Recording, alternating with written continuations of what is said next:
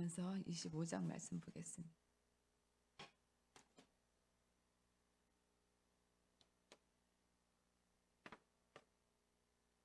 25장 8절로 13절까지 말씀을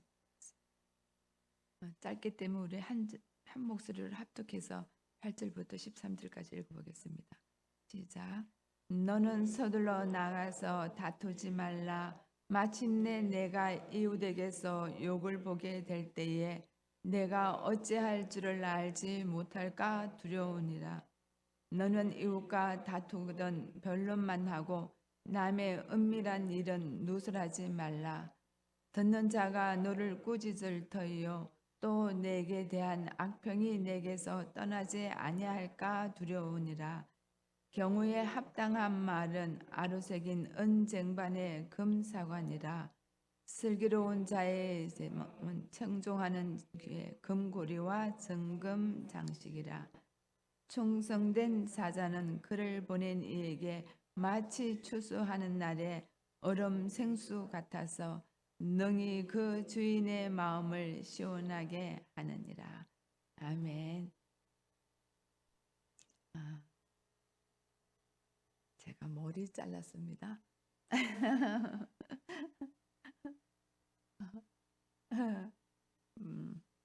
여성들이 머리를 자르는 거 뭔가 변화가 있을 때 자른다고 그럽니다.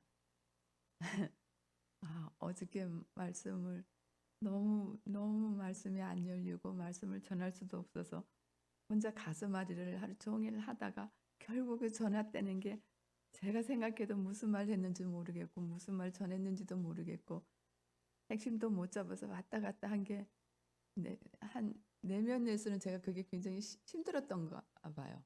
갑자기 머리를 보니까 짜증이 나는 확 커트 치려고 그랬어요. 확 치려고 그랬어요. 근데 미장원에 가니까 확 치면 큰일 난다고. 그래서 이렇게 잘랐는데 어제 주님이 저한테 그런 말씀을 주셨어요. 내가 열어주는 만큼만 해라. 내가 들려주는 만큼만 해라. 네가 무슨 대단하다고, 네가 무슨 하나님의 말씀을 다 깨달은 자처럼 뭔가가 잘 전하려고 하느냐. 그것 때문에 왜 가슴앓이를 하느냐. 그냥 들려주는 것만 하고 보여주는 만큼만 해라. 서로 그게 너무 작아서 더 알고 싶더라도 내가 해주는 것만 넌 순종하고 하면 되는 거지. 이 자리를 내가 세웠고 물론 강제적으로 지금 세움을 받았습니다. 6월 25일이면 다 끝납니다. 절대 이런 자리 또 안 만들 것 같은데 어쨌든 간에 여기 세워준 건 난데 내가 너를 힘들게 하고 가슴앓이 하고 이렇게 윽박지르고 막 너 스스로를 막 이렇게 안 해도 된다라는 말씀을 주셔서 좀 마음이 편해졌습니다. 그래서 오늘은 사실 제가 얼마나 교만했겠어요, 그죠? 이 말씀을 설교가도 아닌 제가 수십 년 목회하신 분들도 수십 년 성경을 연구하신 분도 다 깨닫지 못하는 말씀을 제가 뭐 감히 뭐라고 뭘 정확하게 전하고 잘 전하려고 발부둥 친다는 그 자체가 제가 얼마나 교만한지 모르겠다는 생각. 뭐 한테 탁 얻어맞은 것처럼 맞아요, 주님. 저한테 열려주시는 것만 하고 오히려 여기 계시는 성도님들이 더 많이 열려질 수도 있고 더 많이 들을 수도 있는데 그 위에 제가 전하는 자로 있다라는 이게 하나님 앞에는 기쁜 일이 아니었던 것 같습니다. 제 마음이 좀 자유해졌습니다.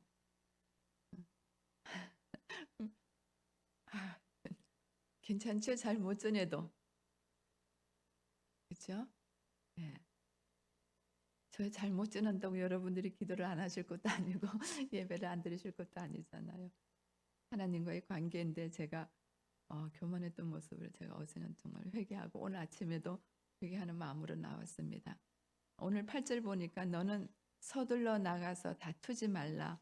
마침내 내가 이웃에게서 욕을 보게 될 때에 내가 어찌할 줄을 알지 못할까 두려우니라 그랬습니다.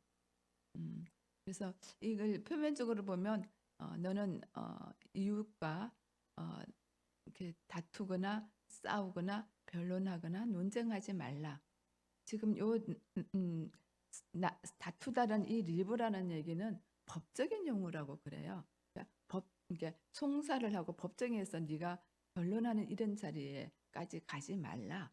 그러니까 쉽게 얘기하면은 성도들끼리 무슨 어려움이 있다고 법정에 가서 송사하는 이런 일을 하지 말라. 이렇게 볼 수도 있다라고 생각이 듭니다. 많은 주석가들이 또 그렇게 주석을 했습니다. 왜냐하면 네가 이웃에게서 욕을 보게 될 때가 있을 텐데 그때 네가 어찌할 바를 수치를 당할까 봐 그렇다 이렇게 성경은 말씀하십니다. 연결해서 너는 이웃과도 다투거나 다툴 때에 변론한 일이 생길 때 변론만 하고 남의 은밀한 일, 그 사람이 사이가 좋았을 때 함께 행복한 시간에 있었던 나누었던 그 비밀스러운 은밀한 일은 누설하지 말라. 자, 우리 언어에 대해서 또 이야기하는 것 같지만 사실 이거는 같은 맥락에서 볼 수 있다라고 생각합니다. 너는 서둘러 나가서 다투지 말라. 그리고 너는 이웃과 다투어도 변론만 하라. 그의 비밀은 절대 말하지 말라. 왜냐하면 네가 네 이웃에게 너희가 오히려 수치를 당할 때가 있을 텐데 그때는 너도 더 큰 수치를 당할 것이기 때문에 그렇게 하지 말라라고 말씀하십니다.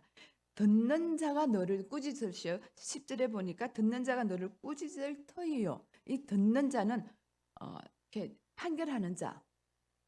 예를 들면 송사를 할 때 뭐 재판관들이죠, 그죠? 판사나 검사가 너를 꾸짖을 것이고 내게 대한 악평이 너를 떠나지 아니할까 두렵다라고 말씀하십니다.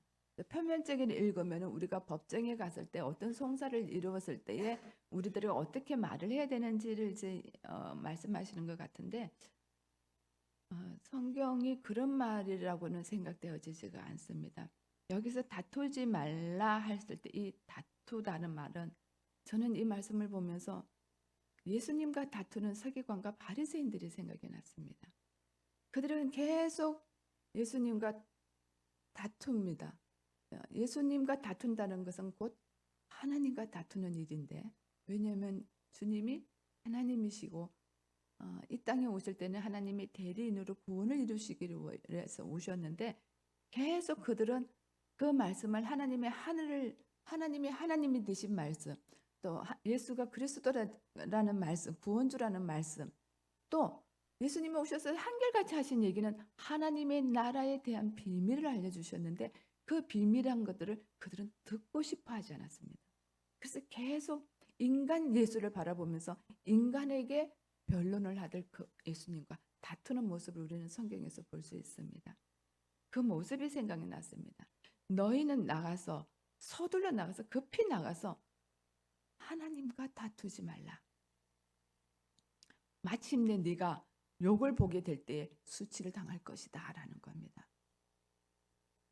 이거 하나님과 다투는 걸 우리가 어떻게 하나님과 다퉈요 그러는데 조금 더 엄격하게 얘기하면 우리가 자칫하면 사람과 성도 간의 다툼이 있을 때도 우리는 하나님과 다툴 수가 있어요.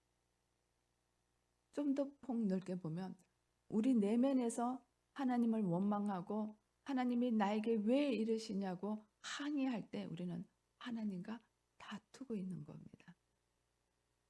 어제도 어떤 성도님과 잠깐 얘기했는데 하나님 도대체 나에게 왜 이러시는 거야?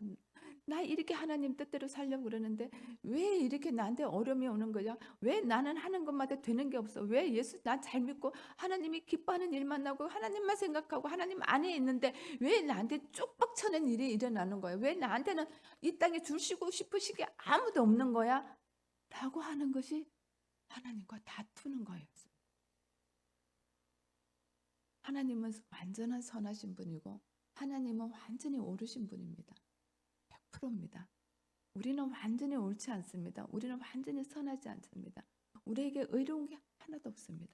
그래서 우리는 그냥 나에게 주어진 이 모든 삶 속에 하나님이 일하시는 것을 보려고만 하면 된다라고 어제 저희들이 나눴습니다. 맞습니다. 제가 이 자리에서 불평할 자리가 돼서는 안 됩니다. 이 자리에 세워주신 것만 감사하면 됩니다. 나에게 때로는 부족하고 때로는 아픔이 있고 때로는 고통이 있고 가정이 때로는 깨어지는 일들이 있어도 이 일을 통해서 나에게 아니면 우리 가정에 하나님이 주신 하나님의 되심을 드러내고 싶어 하시는 하나님의 계획만 내가 볼 줄만 안다면 그것이 은혜인 것 같습니다. 그래서 우리는 함부로 하나님을 원망할 수가 없을 것 같아요. 그게 다투는 일이 되기 때문에 그렇습니다. 다투는 자는 마지막에는 수월이 있다라고 말씀했습니다.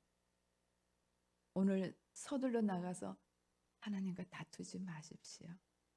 나에게 조금만 어려움이 있다고 급히 나가서 하나님과 다투는 자리에 우리 있지 않았으면 좋겠습니다. 사람들과의 다툼도 우리는 금해야 됩니다. 성도들의 간의 다툼을 아버지는 굉장히 슬퍼하실 것이기 때문에 그렇습니다. 그것이 하나님과 다투는 일이 되기 때문에 그렇습니다. 정말 소자 하나에게도 우리가 함부로 할 수 없는 것이 그 소자를 지키시고 인도하시고 품고 계시는 하나님이 계시기 때문에 우리가 무슨 자격으로 무슨 권한으로 그들과 다투고 그들을 정죄하고 그들을 윽박지를 수 있겠습니까? 그래서 우리는 살펴야 됩니다. 내가 하는 일들 가운데에 하나님과 다투는 일을 하고 있는 것은 아닌지. 다투거든 변론만 하라 그랬습니다. 법적에서 시시비를 가리는 행위입니다. 그러나 은밀한 비밀한 것을 말하지 말라고 그럽니다. 근데 이 비밀한 것을 그렇게 말하고 싶어요. 여러분은 안 그런지만 저는 그래요. 그래서 이거 딱 얘기하면 말이 딱 맞아 떨어지는데 요거 얘기 딱 하고 싶은데 그래도 하나님이 은밀한 비밀에는 절대로 하지 말라는 이 말씀입니다. 왜냐하면은 이렇게 하는 것이 하나님 마음을 시원하게 하는 것이라고 우리 13절 결론적인 부분이 있거든요. 그래서 우리는 남의 은밀한 비밀을 된 것들은 누설하지 않도록 우리가 해야 될 것 같습니다. 왜냐하면 듣는 자가 있기 때문입니다. 그 듣는 자가 누구입니까? 하나님이십니다. 판결하는 자가 있기 때문에 그렇습니다. 판결하는 자가 누구입니까? 하나님이십니다. 판결하는 자가 오히려 너를 꾸짖는다 그랬습니다. 우리가 하나님과 다투고 이웃에게 은밀한 비밀을 누설하고 그 사람에게 수치를 주는 이런 행위들이 하나님에게 꾸지람을 듣는 일이 됩니다. 또 내게 대한 악평, 오히려 듣는 자 너를 이렇게 너에게 대한 악평, 내가 그 사람에게 대한 악평이 거꾸로 나에게 마지막 때에 돌아올 수 있기 때문에 우리는 함부로 말들을 해서는 안 된다는 말씀으로 해석할 수 있을 것 같습니다. 11절을 보겠습니다. 한번 같이 읽죠. 11절. 경우에 합당한 말은 아로새긴 은쟁반의 금사관이라. 우리가 이 말을 많이 설교도 듣고 이걸 많이 암송도 했습니다. 그래서 경우에 합당한 말을 해야 된다. 지혜로운 말을 해야 된다. 말할 때는 신중하게 말을 해야 된다는 걸 우리가 수없이 들어왔음에도 불구하고 오늘 우리의 모습이 지금 이 모습 그대로입니다. 10년 전이나 20년 전이나 안 달라진 것 같은데 그래도 많이 달라졌어요. 저도 많이 달라졌습니다. 이 얘기가 우리에게 말을 지혜롭게 하라라고 성경에 기록된 것만으로 보고 싶지는 않습니다. 그러면 경우에 합당한 말은 금사과를 아로새긴 이렇게 조각해 놓은 너무 이쁜 금 장식과 은 장식으로 만들어 놓은 것. 그러니까 이거를 장식품으로도 쓰고 이거를 자기 소지품으로 굉장히 보물처럼 생각하고는 그 아로새긴 은 쟁반에 금 사과가 새겨진 것과 같다라는 겁니다. 그러니까 금 사과가 아로새긴 쟁반에 금 사과가 새겨졌으니 얼마나 이쁘겠습니까? 얼마나 아름답겠습니까? 그런 것과 같다라는 겁니다. 뭐가? 경우에 합당한 말이. 제 경우에 합당한 말이 뭘까 저는 많이 생각해 봤습니다. 말을 잘하는 것. 강대상에서 설교자가 말을 잘하는 거 굉장히 부럽습니다. 지혜 있는 말로 합당한 말로 막 이렇게 설교를 잘하시는 분 있잖아요. 막 원고 없이도 잘하시는 분들 되게 부럽죠. 그런 말을 잘하는 사람일까? 아니면 그 사람의 마음에 아픔을 또 때로는 답답함을 해결해주는 말을 이렇게 지식과 지혜를 가지고 사람을 잘 이렇게 편안하게 해주는 이렇게 마음을 풀어주는 상담자의 말이 합당한 말일까 한번 생각해 봤습니다. 여러분들은 이 말씀을 어떻게 받아들이는지 모르겠습니다. 그래서 성도들은 사람들에게 마음을 이렇게 편안하고 사람들 마음을 이렇게 즐겁게 하는 좋은 말 써야 된다. 그래서 이렇게 칭찬하고 격려하는 말을 많이 써야 된다라고 우리가 많이 들었습니다. 근데 그 말씀에 국한되어 있을까요? 그렇지는 않다라는 생각을 저는 해봤습니다. 경우에 합당한 말은 신중하고 지혜로운 말인데 인간에게서는 나올 수 없는 말입니다. 우리에게 이렇게 신중하고 이렇게 지혜로운 지식과 지혜가 우리에게는 없습니다. 근본적으로. 이 말씀은 하나님의 말씀이라고 보고 싶었습니다. 성경 곳곳에 이 합당한 말을 성령 충만한 말, 또 생각이 마음에 하나님께 지배를 당하는 말, 이 지금 잠언에는 계속 이 말에 대해서 나오는데 이 말을 우리는 지혜서라고 그러고 지혜자의 말이라고 그러고 다 하나님과 하나님의 말씀, 예수의 말씀으로 예수로 우리가 적용시켜서 말씀을 해석했습니다. 이거는 제 말이 아니고 성경에 계속 잠언에 정언된 말입니다. 우리가 어제 나누었던 25편 4절에 25장 4절에 보니까 은에서 찌꺼기를 제하라 하는 것도 사실은 말과 관계된 겁니다. 우리 안에 우상을 숭배하거나 우리 스스로를 의를 드러내는 이런 것들을 제거하라라는 말씀을 우리가 어제 잠깐 나누었습니다. 경우에 합당한 말은 하나님의 말씀입니다. 더 구체적으로 경우에 합당한 말은 예수님이십니다. 예수가 내 안에 있는 사람, 지혜의 말씀이 내 안에 있는 사람은 아로새긴 은쟁반의 금사과와 같다. 이렇게 해석해도 될 것 같습니다. 이런 사람에게는 대화를 하면 우리 생각과 우리 말이 나오는 것이 아니라 우리 안에서 예수님의 생각과 예수님의 말이 나옵니다. 한동안 인기 있던 책이 있었죠. 예수님이라면 어떻게 생각하실까? 예수님이라면 어떻게 말씀하셨을까? 예수님은 어떻게 행동하셨을까? 예수님이라면 만일 내가 예수님이 내 안에 계시고 내가 예수 안에 있다면 우리는 어떤 말을 해야 될까? 우리는 어떤 눈으로 봐야 될까? 우리는 어떤 행동을 해야 될까라고 한번 생각해 볼 수가 있습니다. 우리는 죽고 예수로 사는 자들입니다. 우리는 예수님의 통치를 받고 예수님이 우리의 모든 죄를 용서하시면서 십자가 사건을 통해서 구원해 준 하나님의 백성들입니다. 성도들입니다. 자, 우리는 우리 안에 하나님 말씀으로 채워지는 사람들입니다. 세상 사람들은 하나님 말씀 잘 모릅니다. 알아도 지식적으로는 알지만 비밀한 계시는 열려지지 않았습니다. 우리는 이 성경 말씀 속에서 예수의 계시를 받은 자들입니다. 우리 안에 예수님이 계시는 자들입니다. 그러면 우리에게 합당한 말은 뭘까요? 예수님의 말씀을 전하는 것.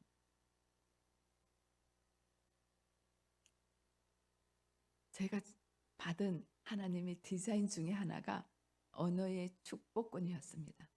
지난번에도 한번 말씀드렸습니다. 그래서 제가 여러분들이 그 축복권을 다 임파테이션 받았으면 좋겠다. 그 기름 부으심을 받았으면 좋겠다라고 얘기했는데 저에게 하나님의 언어의 축복권이 있답니다.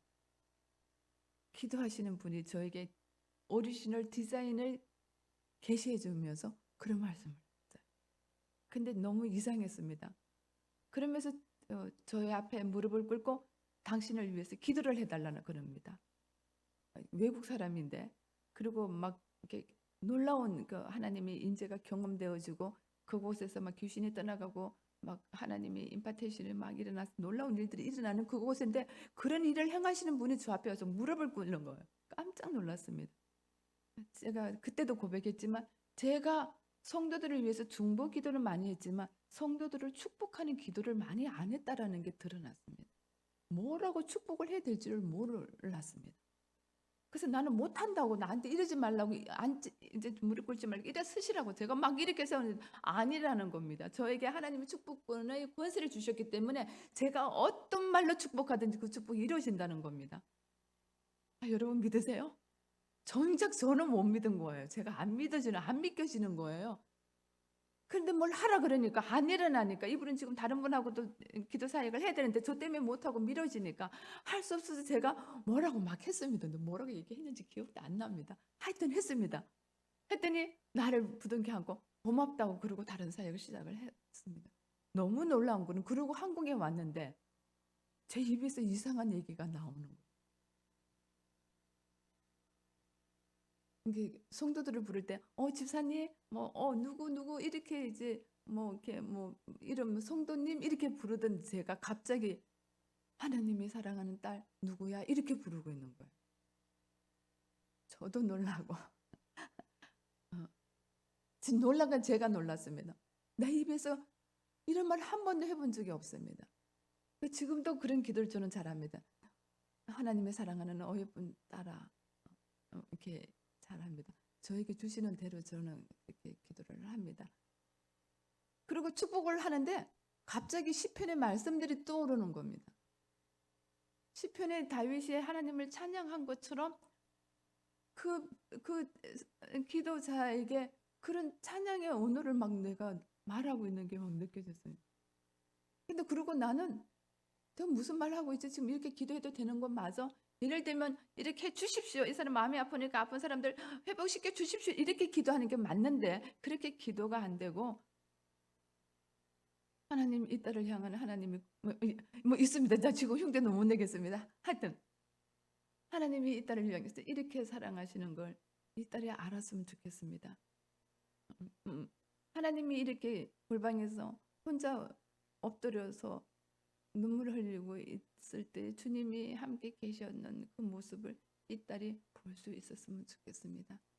그렇게 보게 하는 눈을 열게 해주십시오. 이런 기도를 하는 거예요. 그랬더니 기도받는 사람들이 눈물을 왈칵 쏟죠. 아무 얘기도 얘기하지 않은 이야기를 제 입에서 나오니까. 그래서 저는 이 언어의 축복권을 굉장히 좋아합니다.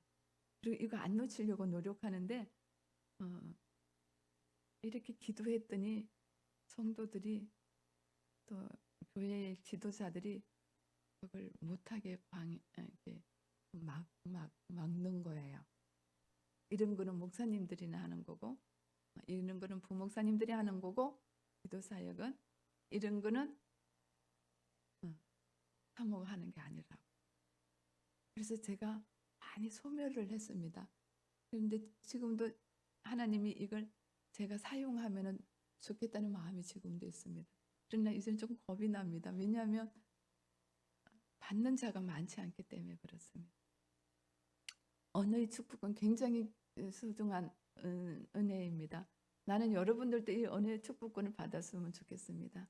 우리가 해 주십시오 기도하지도 하지만 그분을 위해서 하나님의 이름으로 축복해주는 언어를 사용 한번 해보십시오. 모를 때는 안 나오는데 알면은 그게 되더라고요. 그래서 제가 시편을 많이 봤습니다. 시편에서 그 말씀들이 많이 하나님을 찬양하고 하나님을 축복하는 말들이 많았기 때문에 하나님의 기도하는 자들에게 그런 언어들을 전해줬을 때 이분들이 하나님께로 마음을 돌리는 것을 저는 참 많이 봤습니다. 우리 한번 해보십시다. 오늘 하루 하나님이 축복하는 것처럼 축복을 하는 겁니다. 우리에게는 축복은 있습니다. 저에게만 아닙니다. 우리 모든 성도들에게는 예수가 내 안에 계시는 모든 성도들에게는 이 축복의 언어권이 있습니다. 없는 게 있습니다. 저주의 언어권은 없습니다. 판단, 정죄의 언어권은 없습니다. 그것은 듣는 자의 몫입니다. 그것은 판결하시는 하나님의 몫입니다. 그것을 우리가 사용하면 안 됩니다. 우리는 언어의 축복권을 준 것만 사용하면 됩니다. 오늘 하루 우리 자녀들에게 우리 만나는 사람에게 하나님의 이름으로 예수 그리스도의 이름으로 축복하는 축복권을 오늘 이렇게 흘러보내는 여러분이 되기를 소망합니다. 정말 소망합니다. 오늘 그 축복권을 여러분 한번 사용해 보십시오. 본인 스스로에게도 사용해 보십시오. 하나님이 나를 얼마나 축복하는지를 여러분이 기도 가운데 그런 마음이 들면 여러분 스스로를 위로하시고 여러분 스스로를 축복해 주십시오.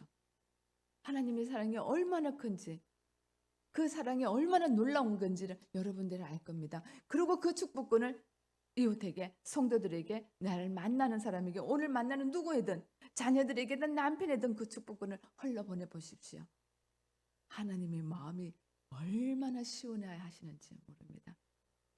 축복권을 우리가 사용할 때에 우리 입에서 판단하거나 다투거나 논쟁하거나 하는 일들은 없어질 것입니다. 경우에 합당한 말, 신실하고 신중하고 지혜로운 말은 아로 새긴 은쟁반의 금사관이라 금사과가 새겨진 은쟁반과 같이 소중하게 사용을 받을 수가 있습니다. 12절에 보니까 똑같은 말씀의 연결입니다. 우리 12절 같이 읽습니다. 시작. 슬기로운 자의 책망은 청종하는 귀에 금고 정금 장식이라. 슬기로운 자, 우리는 슬기로운 자가 지혜자, 예수라는 얘기를 우리는 지금 잠언에서 계속 읽어왔습니다. 슬기로운 자는 예수 그리스도를 표현하고 예표하고 있습니다. 책망, 슬기로운 자의 책망. 자, 슬기로운 자가 책망하는 것. 자, 슬기로운 자와 책망하는 것. 슬기로운 자나 책망하는 자는 동격으로도 볼 수가 있다라고 말합니다. 지혜로운 자, 슬기로운 자, 본 예수님의 책망, 어리석은 자를 깨우치기 위해서 견책하는 그런 일들. 그러니까 쉽게 얘기하면 예수님이 우리를 책망하거나 돌이키도록 말하는 그 말들을 청종하는 자. 청종한다라는 것은 열린 마음으로 그 말씀을 아멘으로 받아들이는 것. 우리가 듣기 좋은 말만 듣는 것이 아니고 때로는 우리에게 어리석은 것들을 되돌이키기 위하여 우리에게 책망하는 말들도 우리가 열린 마음으로 순종하고 받아들이면 금고리와 정금 장식처럼 귀하게 쓰임을 받는다라는 겁니다.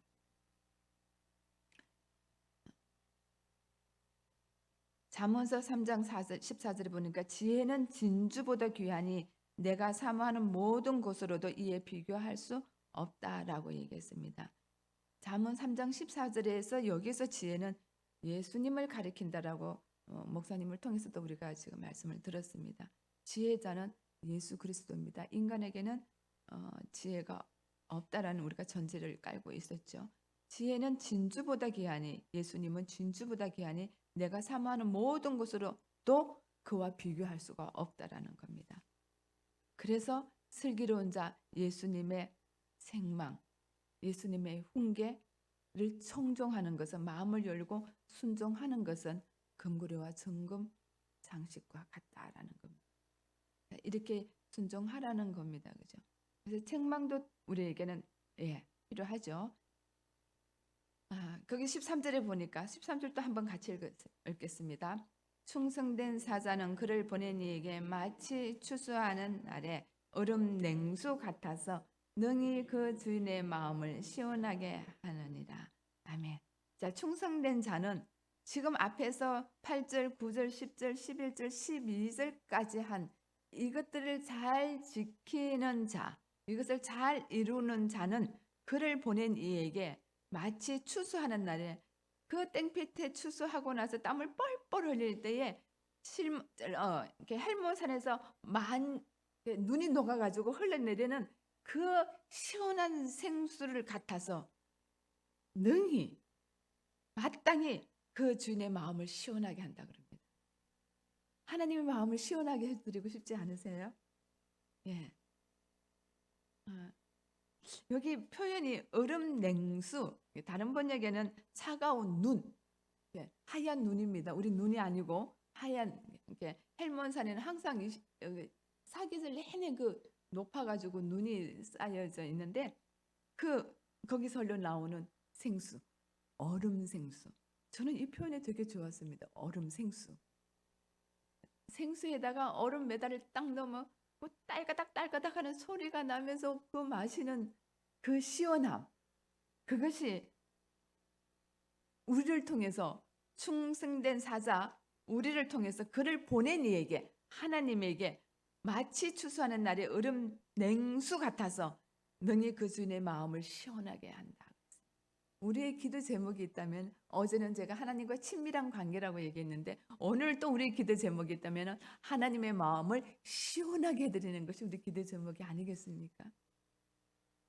완전한 충성된 자는 누굴까요? 저일까요? 여러분일까요? 우리는 충성된 종, 이렇게 인직자들 세울 때 충성된 종, 뭐 이렇게 맡은 일에 충성을 다해서 이 기념패를 드립니다. 이렇게 얘기하는데 정말 완전한 충성된 사자는 누굴까요? 예수 그리스도입니다. 하나님 앞에 완전한 충성된 사자는 예수 그리스도입니다. 있나요? 우리를 위해서 십자가 지셨죠. 인간의 구원을 위해서 하나님이 스스로 오셔서 하나님이 대심을 드러내시고 친히 십자가 지시는 그 언약의 약속을 그 구원을 이루신 분이 예수 그리스도. 충성된 사자는 예수 그리스도가 본입니다. 예수님이 우리 안에 모시고 있는 성도들 충성된 사자일 수 있습니다. 우리가 충성돼서 그런 것이 아니라 예수님이 내 안에 계시기 때문에 우리는 충성된 종으로 하나님의 일들을 지금 감당할 수가 있습니다. 이 우리들에게 그를 보낸 이에게 하나님에게 마치 추수하는 날의 얼음 냉수 같았어. 여러분들이 오늘 이렇게 기도하는 자리가 하나님의 얼음 냉수를 갖다 드리는 것과 같다면 얼마나 좋겠습니까? 세상 사람들은 모르잖아요. 우리는 알잖아요. 그 시원하게 한다라는 말은 그 주인의 마음을 생기 있게 회복하게 한다라는 겁니다.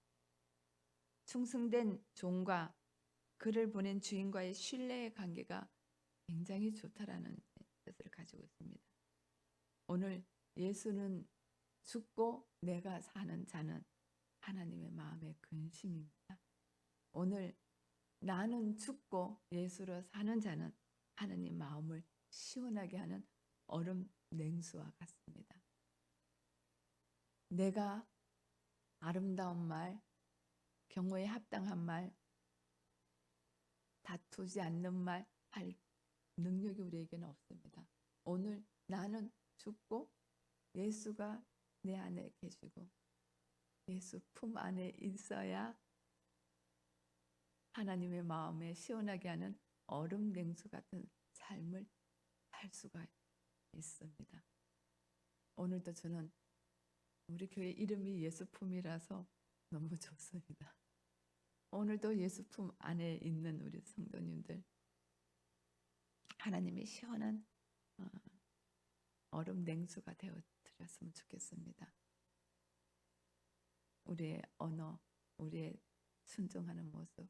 오늘 집에 가셔서 이 말씀을 그냥 흘려보내지 마시고 제가 이 자리에 서보니까 알겠더라고요. 듣기만 하는 것보다 다시 한번 묵상하는 시간을 가져보셨으면 좋겠습니다. 그래서 오늘 한 날도 얼음 냉수 같은 성도의 삶, 충성된 종, 사자의 삶을 사셔서 주님의 마음에 촉하게 시원하게 해드리는 한 날이 되면 좋겠습니다. 오늘도 어김없이 사단은 우리가 그렇게 하지 못하도록 방해할 것입니다. 그럴 때마다 여러분 정신을 똑바로 차리고 분별하십시다. 그래서 오늘 한 날도 주님 안에서 승리하셨으면 좋겠습니다.